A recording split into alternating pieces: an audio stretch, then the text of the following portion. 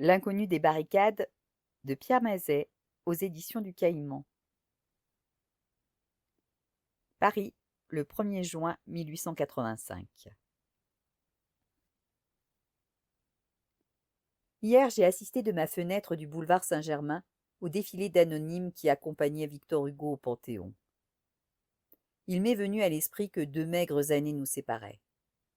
Non que j'aie la prétention de comparer ma vie à celle du grand homme, mais le temps file, et je me dis que, dans peu de jours, quelques bons amis pourraient peut-être suivre mon catafalque.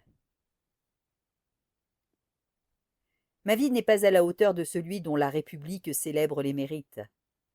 Longtemps, j'ai vécu grâce à la rétribution des maigres articles que les rédacteurs voulaient bien accepter.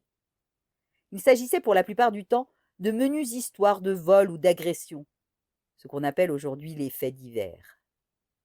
Ma situation a changé grâce à une affaire d'envergure. L'assassinat de Louis Villardin de Marcellange le 1er septembre 1840 au château de Chamblat en Haute-Loire, par Jacques Besson, son ancien domestique. Les comptes rendus que je fis des 2 procès dans le Mercure ségusien me valurent d'être repéré par le rédacteur en chef de La Presse, un grand journal parisien. C'est ainsi que j'ai quitté Saint-Étienne en 1844. Je n'ai pas crié « À nous deux, Paris !» mais j'ai vécu plus qu'honnêtement de ma plume. J'ai passé une bonne partie de ma vie à fréquenter les commissariats et les prétoires. Je ne le regrette pas, car mon existence a été infiniment plus douce que celle de mes parents.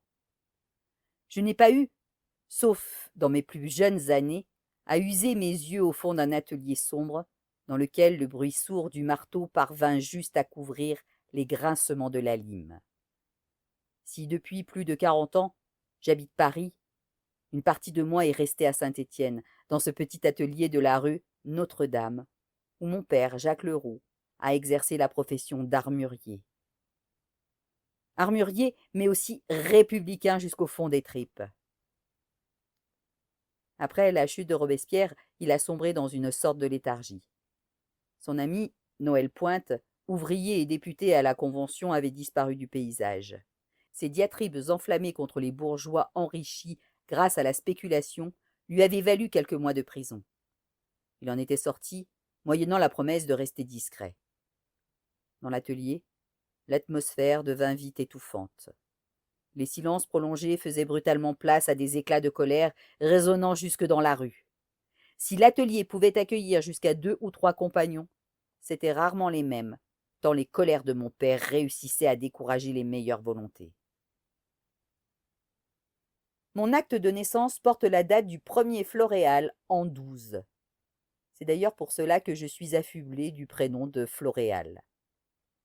Il n'aurait pas été question de m'attribuer un prénom clérical, du genre Marc ou Pierre. Je suis un enfant unique. Ma mère n'a pas survécu à ma naissance. J'ai fréquenté l'école du quartier. J'en ai appris assez pour succéder à mon père.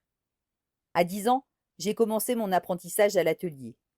J'ai acquis tous les gestes nécessaires à la pratique du métier, du maniement de la lime à celui du ciseau à bois. Si Dieu existe, je dois le remercier pour avoir logé 2 étages au-dessus de notre atelier un prêtre jureur et défroqué qui m'a mis entre les mains des livres, dont le contenu défiait parfois la morale. Mais surtout, c'était un enragé de la presse. Il entassait les vieux journaux. Le soir, je musais les yeux à la chandelle pour lire les articles de Henri de Latouche relatant les péripéties de l'affaire Fualdès et les mésaventures de Clarisse Manzon. Dès lors, je n'ai eu qu'une idée en tête, devenir journaliste. La mort de mon père en 1827 m'a libéré de l'atelier. Je l'avais vendu pour 4 sous à un de ses compagnons.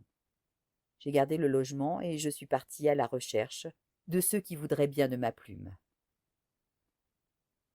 Tout aurait pu basculer en 1834, lors des émeutes qui accompagnèrent la grève des passementiers.